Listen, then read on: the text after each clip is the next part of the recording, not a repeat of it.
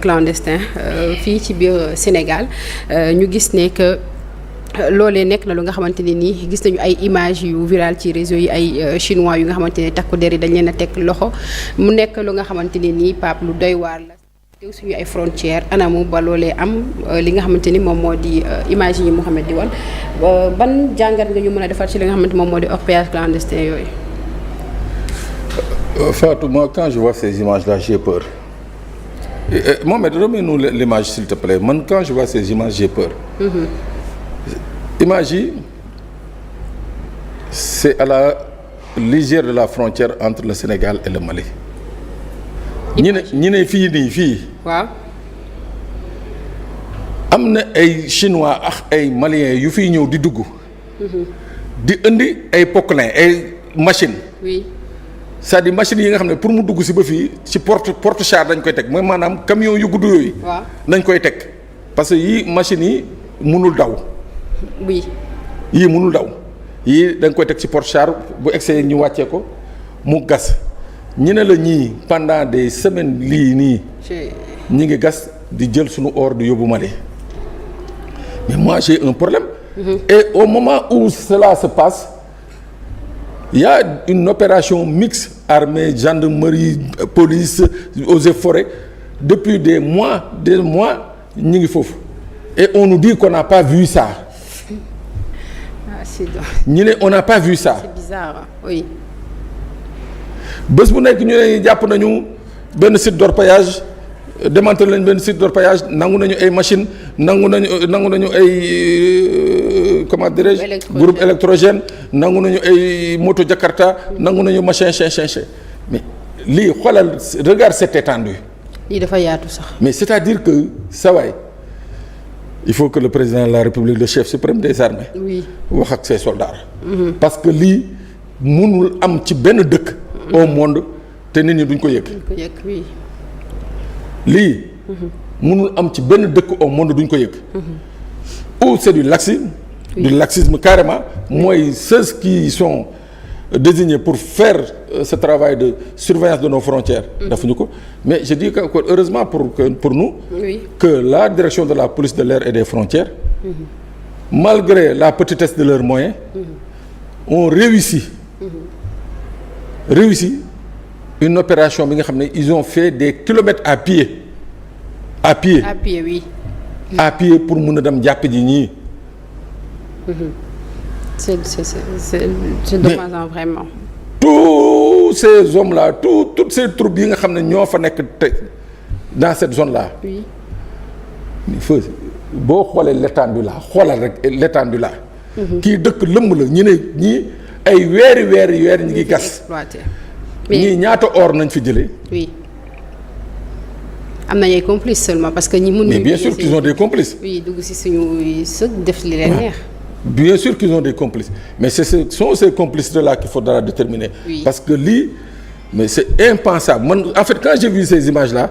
je me suis dit que mais nous ne sommes plus en sécurité.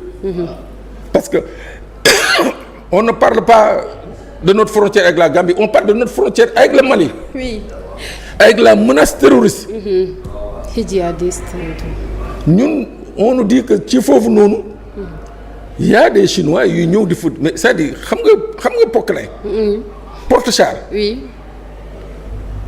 ñu ne la xoolal porte-char ay porte-char jógee nañu Mali. daw dugg Sénégal wàccee fa ay machines ñuy liggéey ci machines yooyu ay weer di gas or di ko jëlee Sénégal di yóbbu Mali. ñu ne kenn yëgu ko personne n'est au courant. mais en tout cas je dis et il faut le dire il faut avoir le courage de le dire. oui. jaaraama à la police de l'air et des frontières. oui. parce que je dis bien pour qui connaît la zone. Oudi Diallo je le salue au passage. Qui connaît la zone là. gis la petitesse des moyens de la police de l'air foofu. gis la distance entre Moussala le poste. et Guémédié fii mbir mi amee. oui. non da nga ne ñii ay jàmbaar nañu. oui mais gis nañu ci peut-être information dama lay laaj pour vérification est-ce que ñu ngi wax ne que ñoom chinois yi seen ay patrons avaient proposé 70 millions mais finalement la police a cerné 70 millions non seulement et les 2 autres personnes.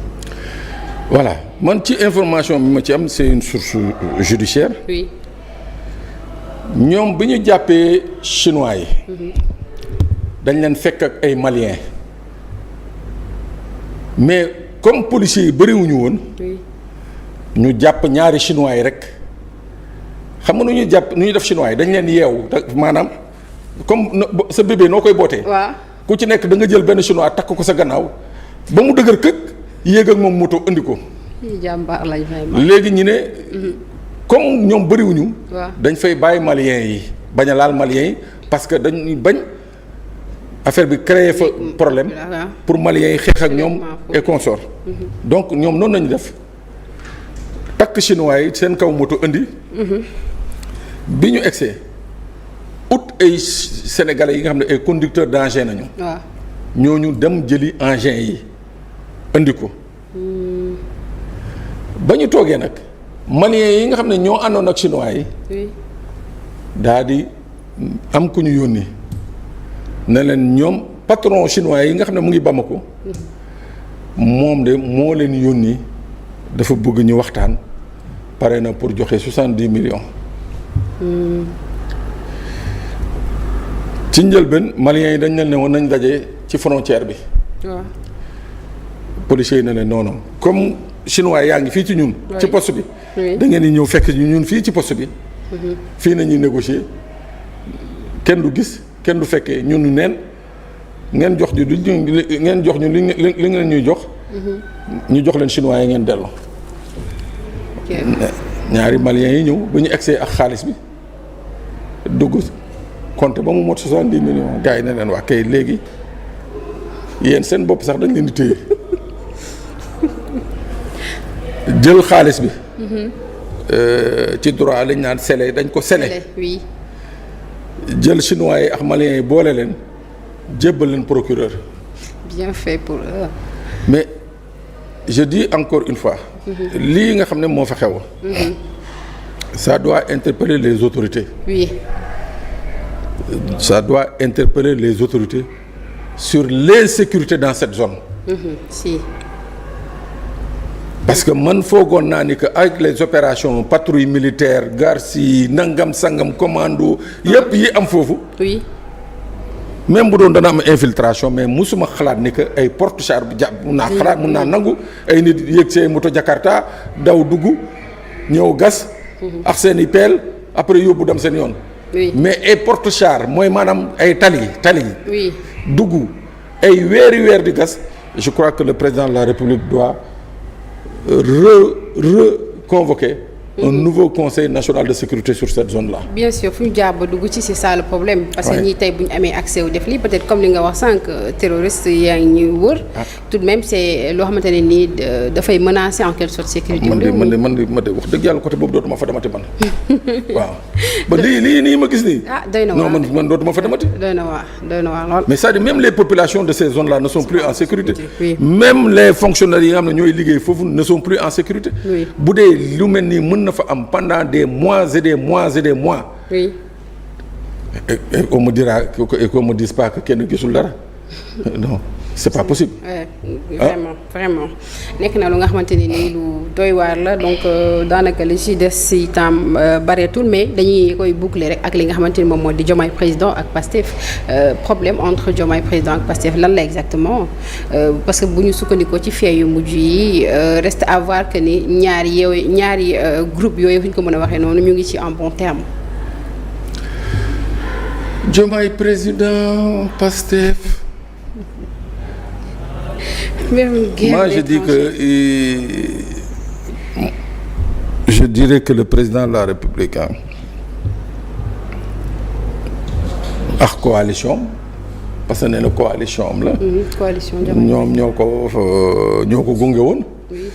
donc mun leen woon gannaaw ak kii di Ousmane Sonko njiitu Pastef je crois qu'ils sont en train de rater les plus belles pages de l'histoire politique du Sénégal suñu xoolee ci condition yi nga xam ne moom nañu fale Bassirou Diomaye Faye espoir bi nga xam ne moom la suscité woon ñu ñëw toog ñu naan non gars yi ñu ngi ci ay problème de parti ak problème de coalition tey toll nañu fi nga xam ne tey dañu cristalliser la vie politique les problèmes des Sénégalais pour la plupart on n'en parle pas Diomaye président coalition Pastef rek ngay dégg mais est-ce que les Sénégalais méritent ce traitement? Vraiment. That is the question. lenn dafa am. oui. mooy que si Pastef quand je dis si Pastef mooy au jour d'aujourd'hui oui. si Pastef ba tey jii mun na demal boppam. tey laa wax de xaw ma suba. oui. Ce n'est pas le cas pour la coalition Diomaye Président parce que coalition bi ci boppam dama ne son premier frein li gën a réduire les chances de la coalition da nga koy jëlee ci les législatives de novembre. oui. législatives yooyu.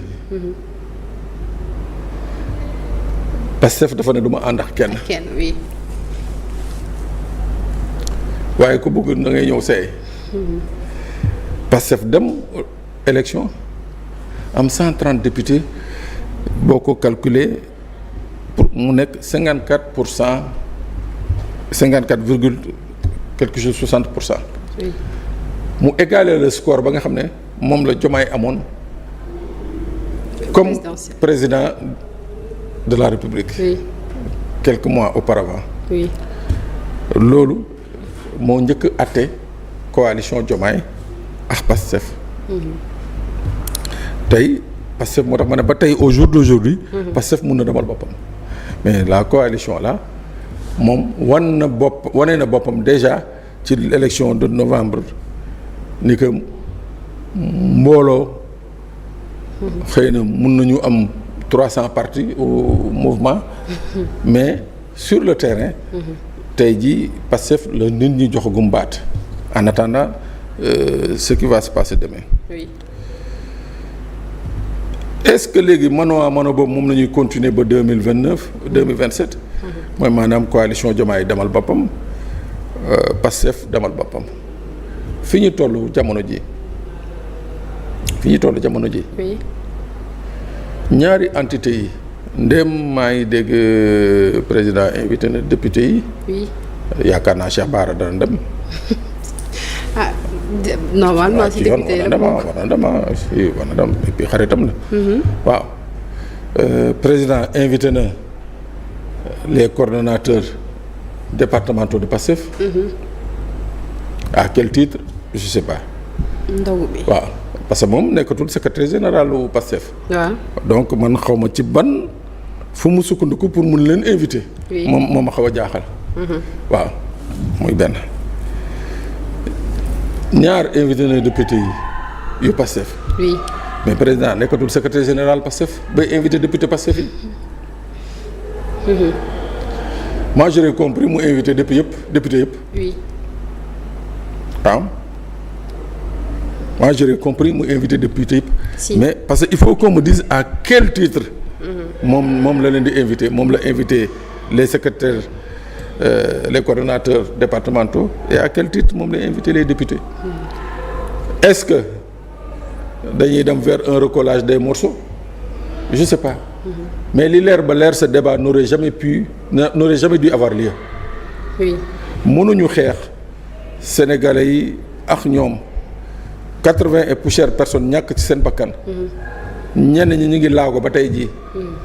qu'on arrive quelques mois après. egguñu sax à mi-mandat. qu'on nous parle de gestation d'une coalition et ceci cela je crois que c'est indécent quoi.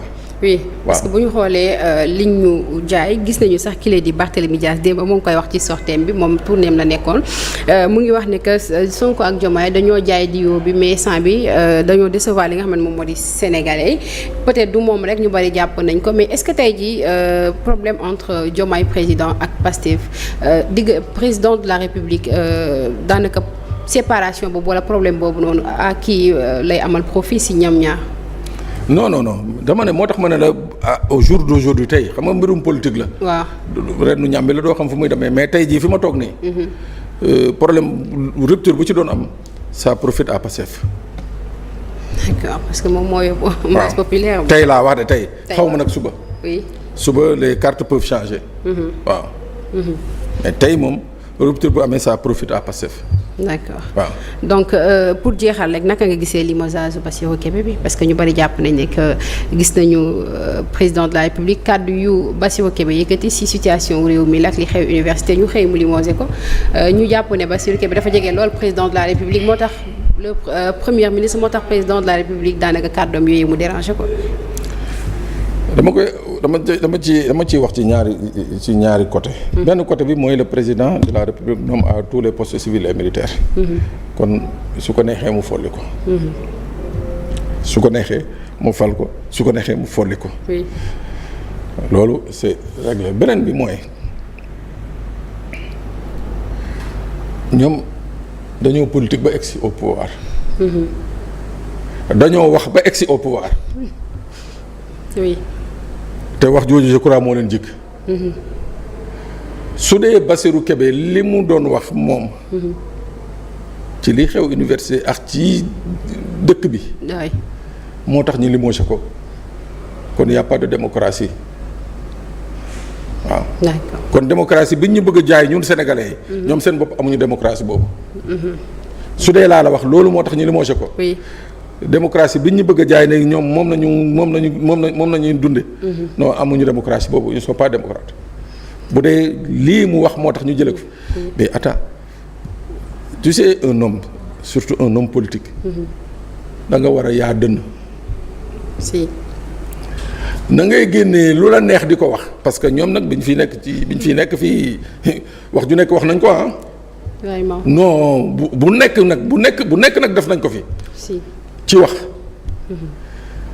alors tey qu'ils aient de jeunes intellectuels de la trempe de Bassirou mu gis une situation jàpp ne daf ci war a wax mais on doit l'encourager parce que ça leur permet ñoom ñu corriger wu gis nga nit quel que soit ton pouvoir quelle que soit ta dimension tant que tu n'es pas réceptif aux critiques am na li nga xam ne moom doo ci mën a avancer il faut ngeen boo demee ba nekk président de la République wala premier ministre da ngay yaatu dënn gars yi di wax ngay xool ci li ñuy wax lan moo la ciy avancer loo mais parce que nee nañ la da nga ñaaw rek nga ne noonu waa ji day wàcc mais finalement mooy looy mujjee am une cour des laudateurs ah mais président tu es beau ah premier ministre daal yi cher na ah mais premier ministre montre bi rafet oh président sa costume bi mais finalement tu vas vivre de ça le 2029 jot nga gëstu tu ne verras personne autour de toi